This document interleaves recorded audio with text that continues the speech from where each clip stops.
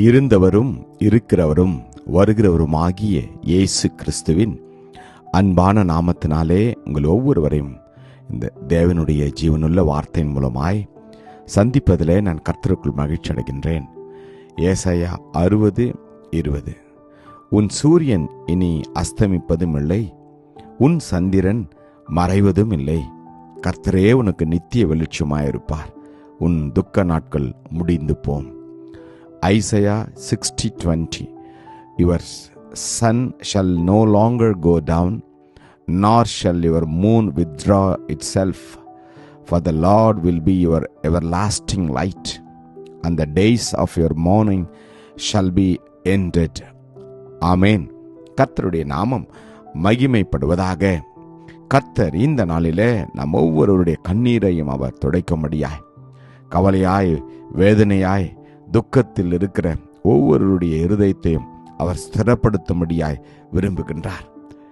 ஆம், கர்த்தர் உங்களுடைய துக்கங்களையும் என் துக்கங்களையும் நம்முடைய கண்ணீரையும் அவர் துடைக்கும்படி விரும்புகின்றார்.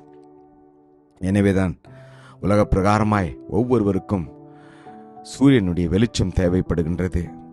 ஆனால் கர்த்தர் எல்லாவற்றையும் படைத்தவர், சூரியனையும் சந்திரனையும் படைத்தவர்.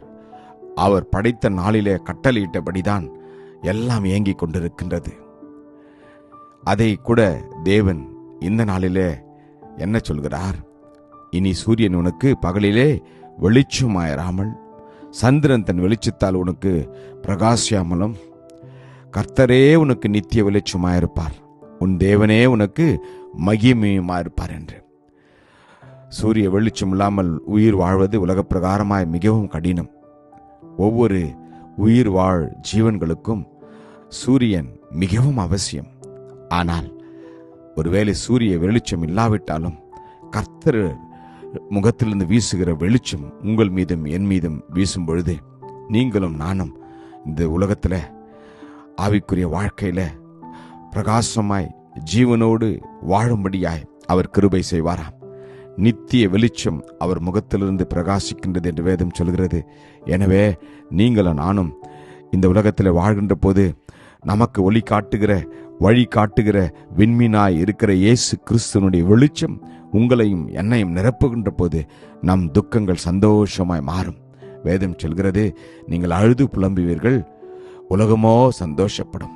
நீங்கள் துக்கப்படுவீர்கள், ஆனாலும் உங்கள் துக்கம் சந்தோஷமாய் மாறும். ஒருவேளை நீங்கள் அநேக உலக கவலைகளினாலே, குடும்ப கவலைகளினாலே, வேலை நிமித்தமாய் அநேக விதமான பிரச்சனைகளினாலே நீங்கள் கண்ணீர் வடித்துக் கொண்டிருக்கிறீர்களா? இந்த நாளிலே கர்த்தர் ஒவ்வொருடைய கண்களிலே இருக்கிற கண்ணீரை அவர் துடைக்க விரும்புகின்றார். உங்களை ஆறுதல் படுத்த, உங்களை சமாதானப்படுத்த அவர் விரும்புகின்றார். எனவேதான் உங்கள் துக்கத்தை அவர் இந்த நாளிலே முடிப்பேன் என்று சொல்கின்றார். ஆம், அண்ணால் உம்முடைய கண்களிலே தயை கிடைக்கடுவது என்றால், ஆம், அண்ணாளுடைய துக்கம் தனக்கு ஒரு குழந்தை தேவை என்று கர்த்தர் இறங்கினார், மனம் இறங்கினார். இனி அவர் அண்ணாளின் கண்ணீரை அவர் துடைக்கப் போவதில்லை. காரணம், அவளுடைய துக்கத்தை அவர் சந்தோஷமாய் மாற்றிவிட்டார். வேதம் சொல்கிறது, அண்ணாள் அதற்கு பிறகு துக்க முகமாய் இருக்கவில்லை என்று. ஆமேன். இந்த நாளிலே உங்களையும் என்னையும் கர்த்தர் பார்த்து சொல்கிறார், பிரியமானவர்களே, ஏன் கலங்குகிறீர்கள்? ஏன் கவலைப்படுகிறீர்கள்?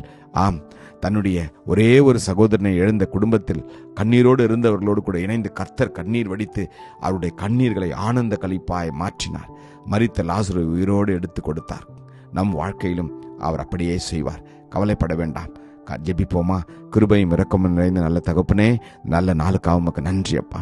துக்கத்தோடு கண்ணீரோடு வேதனையோடு இருக்கிற ஒவ்வொரு குடும்பத்தையும் நீர் இந்த நாளிலே தயவாய் மனம் இறங்கி ஒவ்வொருடைய கண்ணீரையும் ஒவ்வொருடைய துக்கங்களையும் ஆண்டவரை சந்தோஷமாய் மாற்றும்.